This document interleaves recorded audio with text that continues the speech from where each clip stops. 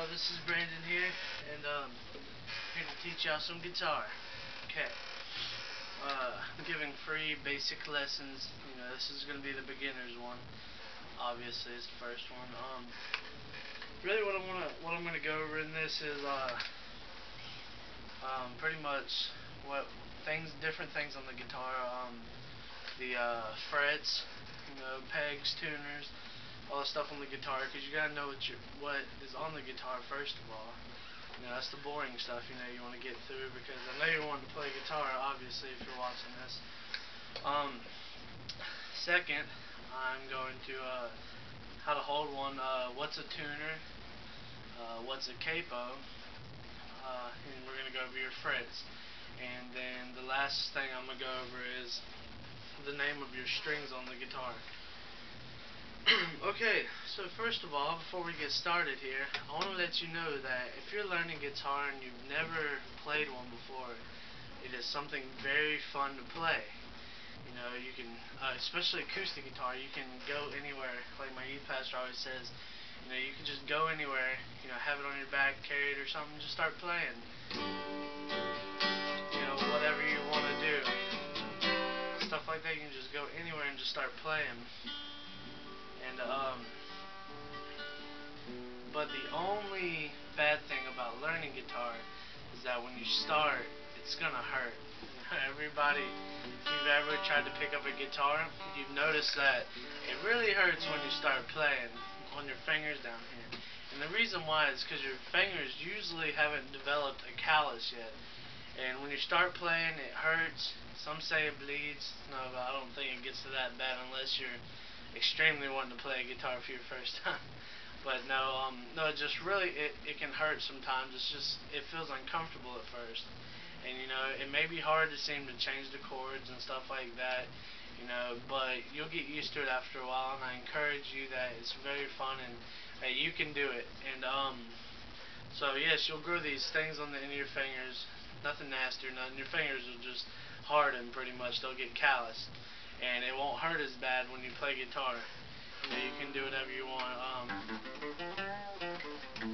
just stuff like that. You can do whatever, and it will not hurt as bad as it used to when you first started. So when you first start, it's going to hurt. Okay, the second thing I want to go over is your frets. Okay, a fret is these little things on the guitar. You see these little spaces, each little space right here. I'm trying to see those, like starting this, that space, and that one, that one. These little things are called frets, where these lines are that go across like this. These are all frets. And you see on here, right here, looking here, this is your first fret. So I want you to learn your frets.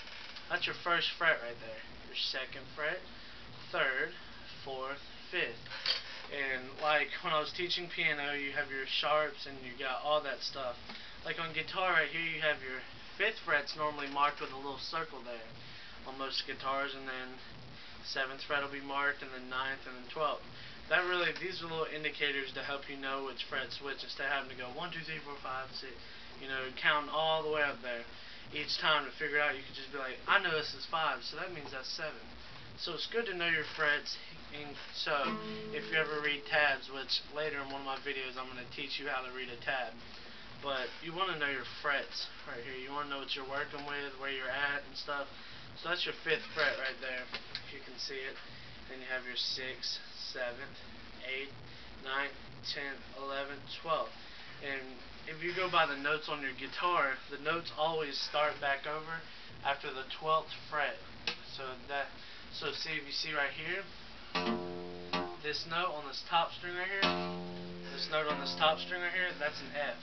And if you go right here after the 12th fret back to the first again, that's an F. So here, so you see you have your frets like that. They always start over after a certain number. So right there it starts over. Okay. Also, putting this to a side. Well, actually, no, I'm not. I want you to learn your strings as well, because we need to know the names of our strings. And I have a pretty good way that I used when I learned how to learn these strings as I was learning the guitar. You have the E, which is your first from up here. A, D, G, B, E. Right there. E, A, D, G, B, E. Okay, to help you remember, a good way of remembering it is Eddie ate dynamite. Goodbye, Eddie. That's what I always learn. So, Eddie ate dynamite. Goodbye, Eddie. So that's a good way of remembering your strings and stuff. So, hope that helped, and that can help you with tuning, because you're tuning, when you tune a guitar, it'll have to be tuned to E, A, D, G, B, E. It'll have to be tuned to that. And next thing I'm going to show you is a tuner. And the tuner I have is pretty good. It's a Korg right here. You always want to have a tuner with your guitar, because, you know, beginning you need to know how to tune something. Okay, and yeah, the tuning on it, it's gonna be it'll be like E, A, D, G, B, E, and stuff like that. And by tuning, what you want to do, I don't know if you can see it. See that? See how it lights up and stuff? You want to have it on the green, and plus it has to say E. It has to say whichever note you're hitting, which is your notes down here, E, A, D, G, B, E. So like, if I hit the E string, when I hit the E string, I'm gonna want to say it to say 6E. See, 6E. I'm a little sharp. There we go. You see that? So it shows green, and I always want to have a tuner. This is what a tuner is. It helps you get the pitch and everything correct on your guitar and have it sounding good. And there's also a tuner you can buy at Lights or somewhere, wherever you're at. You can put it right on the end here, and it picks up the tones going down, and it's more accurate. And I really like those, so I need to buy me one, obviously.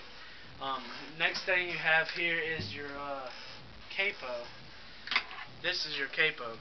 Yeah, it looks odd, doesn't it? You know, it's not for putting on your ear or anything. It's for your guitar fret. It's for putting on a fret. That's why I want you to know your frets. What a capo does, somebody says put it on the first fret. There we go. It's on the first fret. Right there, you see? First fret. It changes the sound of your guitar and how your guitar sounds, so you can be like,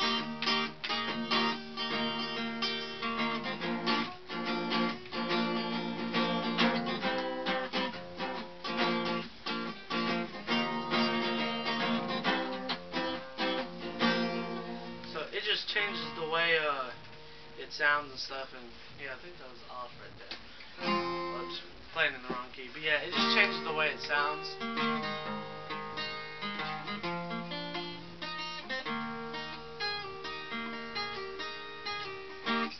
And depending on where your capo's at, if it's on the first fret and normally you're gonna play a D, what it does, alright, without this, here, I'll set it here. Without this, I'll play a D. See that? It sounds different from the first D, right? When you put a capo on, if it's capo 1, each capo is going to mean half a step. So if I put it here, one fret is a half a step, okay? I'll get that across. One fret is a half a step up. So if I put a capo here, that means 1/2 a step. So if I'm playing a D, if I go a half a step up, that would make it a D sharp. Right there, here. See, like normally this is a D right here.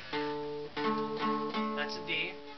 With a capo added, it'd sound like this. Because it's going up 1/2 a step. It's going a sharp up. So you say each capo is like a sharp up.